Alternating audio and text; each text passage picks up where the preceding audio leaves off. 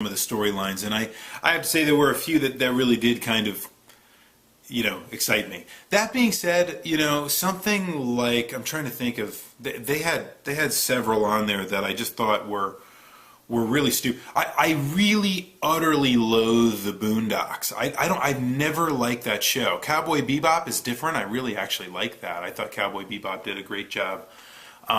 It was kind of it was very different, and I liked that. I hated Boondocks though. But in any case, I think they had a lot of interesting little shows there that they did for a while, which obviously were not my favorites in terms of anime, but the fact that they kind of kept that going is significant.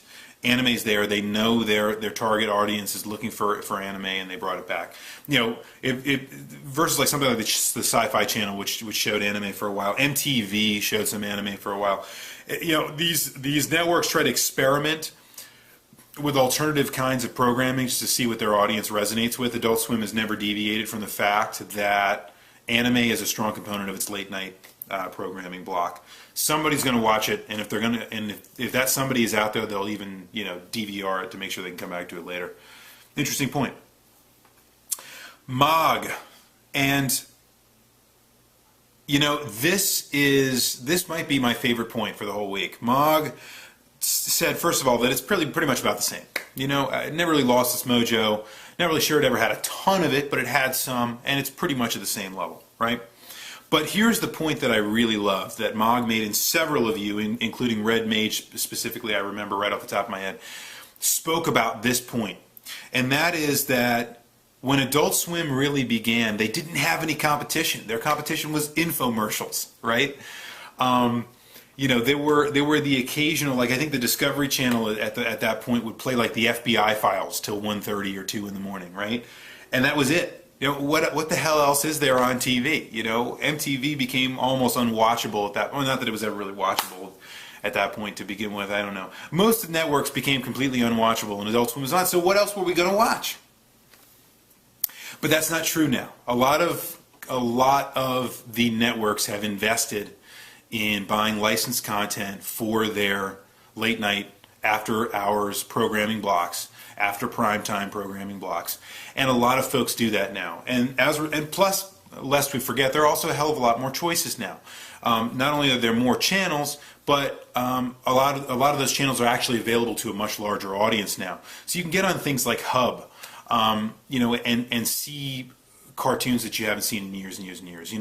There are other networks that have invested into things that aren't just animation based, right? That give you some kind of competition. Late night talk shows, so on and so forth, on other networks that give you an alternative to watch rather than just being on Adult Swim. And I think that the competition there has changed significantly, which obviously changes how people view Adult Swim. So even if they produce the same kind of content, they're losing a certain part of their audience because people can go elsewhere for the kind of programming that they need. I think that's a good point. Pyros drew attention to this fact, and that is that Aqua Teen Hunger Force was really the first mainstream, and I hate to use really mainstream because after all they did produce a movie that did not do exceedingly well at the box office. But they had some kind of mainstream appeal, right? I mean, you think about some of the original programming that was on Adult Swim, whether it be Space Ghost Coast to Coast, which actually Aqua Teen Hunger Force is a spin-off of Space Ghost Coast to Coast. Home Movies. Home Movies was actually a really, really good show.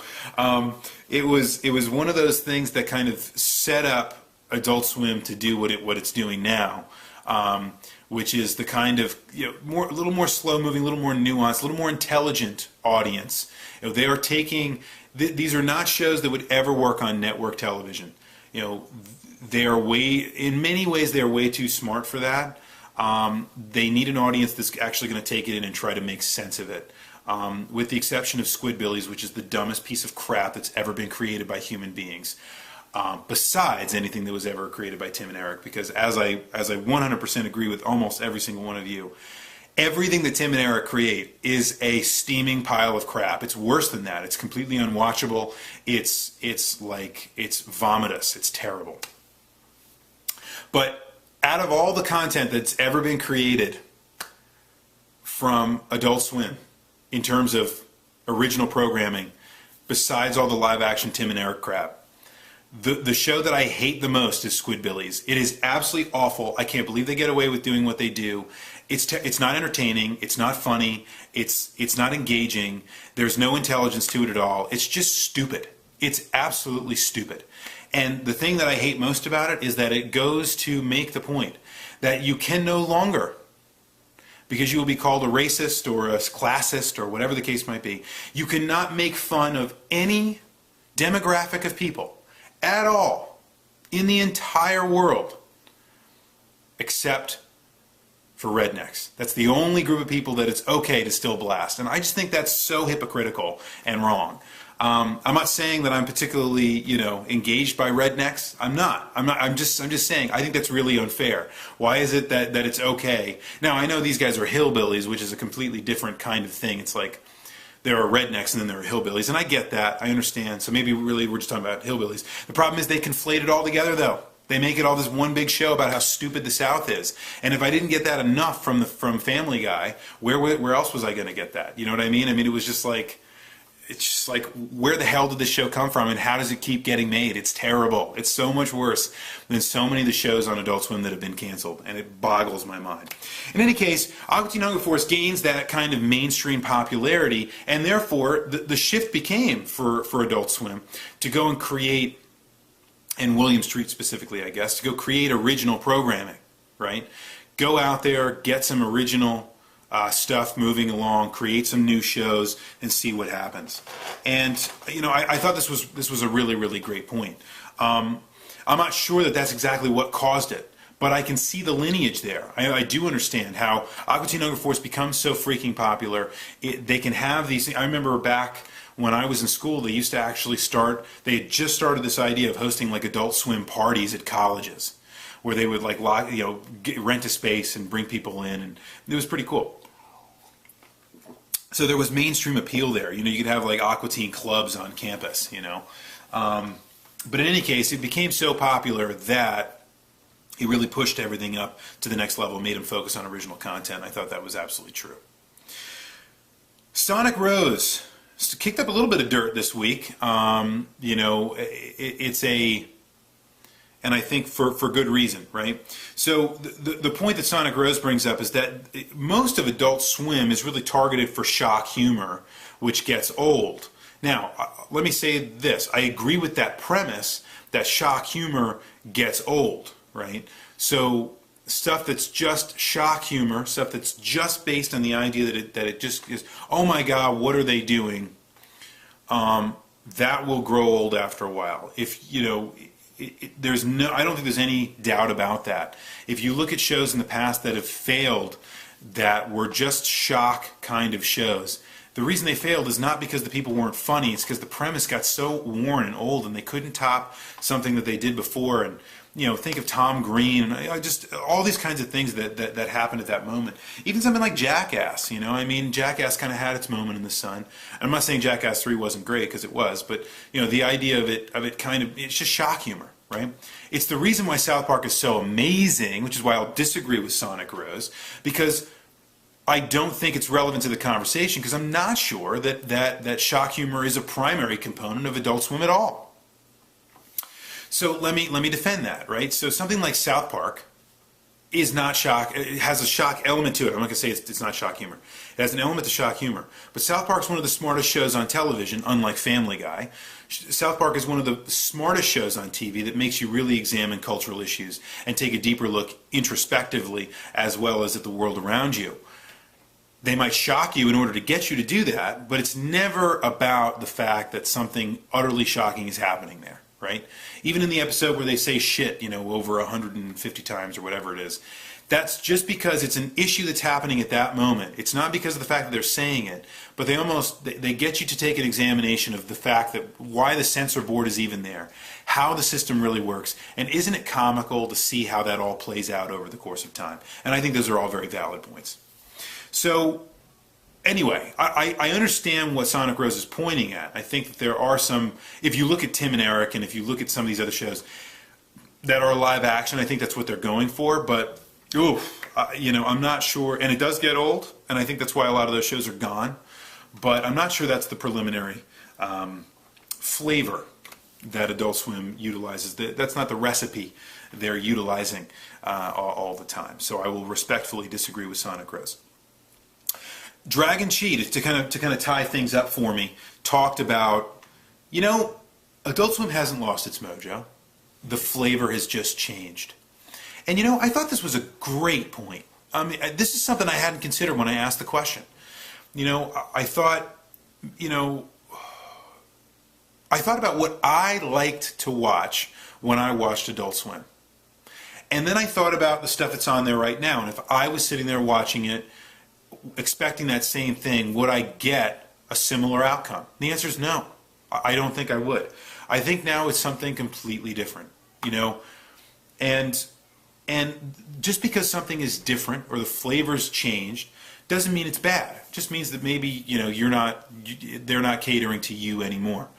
The most time I spend watching Adult Swim now is when they're playing non-original content. They're playing King of the Hill, they're playing Family Guy, and usually I'm watching it right before I go to bed just for a quick little laugh, right?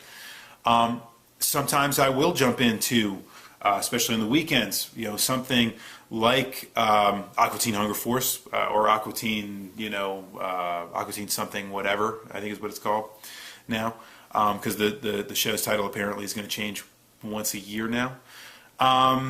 Or Robot Chicken, which I think is actually a very entertaining show. Seth Green has made a career now, which is very impressive, right? Seth Green has made, at one point it was just like, oh, isn't that, hey, it's the guy from Austin Powers and Family Guy, and he's trying to make a show of his own. And now it's like Seth Green. It's like you just expect it to be funny, right? It's going to be funny. It's going to be nostalgic. Seth Green happens to be my age. I think he's a little bit older, but so he's nostalgic for the same exact things that I am. So when I watch Robot Chicken, you see things like Skeletor. You see things like Gem. You see things like He-Man and Thundercats and video games of old and all that kind of stuff. And if you're nostalgic for that kind of stuff. And there's one thing I think Sonic Rose pointed out, which is actually true. It does kind of throw a wrecking ball through some of your favorite nostalgia franchises. But I think it also does it in a pretty tasteful way. Or let's not say tasteful way. Let's say it's done it in a thoughtful way, because I think it does it in a kind of creative way. And one of the things I don't understand is how you can stay that creative for that long. I don't know how, like The Simpsons, that has dropped off significantly. How has The Simpsons remained so creative for so long? That they've had the show going for 22 years now, right? I mean, it's just been going forever. In any case, I think the flavor has changed, and I am open to that concept, to the idea that maybe I'm not the audience they're catering to now, or maybe there is something else buried underneath what they're doing that I just don't get or don't understand. Those are your comments. I want to jump into what I think about it. And I spent some time on this, going through at some of the advice of you guys. I went to the website. I played some of the games. The Robot Unicorn game is sublime. It's absolutely sublime. And some of the games they have up there, which are meant to be complete farces, are exactly the kind of things that we used to do, back in college when the internet was young. We just have flash games everywhere that were just completely and totally stupid, and that was funny. They do that there. So I thought the website was cool. They closed down the shop, which I thought was interesting, because actually now I was sitting there going, oh man, I could really use like a Master Shake cup. And I went and checked, and the store's closed, so you can't even get them anymore. And I went to Amazon to go find them, and they're not there. So I think they're still producing stuff. I think you just have to buy it elsewhere, but the store's gone. But the website's cool. I think the website does a great job. Here's what else I did. I obviously went back and did some research on the past programming lineups and how that changed over time and the controversies that kind of surrounded them. But I also went and I actually found an add-on for my Xbox that allowed me to stream Adult Swim videos, full episodes, to my console right from their website. You can do clips, you can do shows, you can do whatever you want, right? Promos, they even have that kind of stuff, and then sometimes even exclusive content. And So I got it, and I put the ad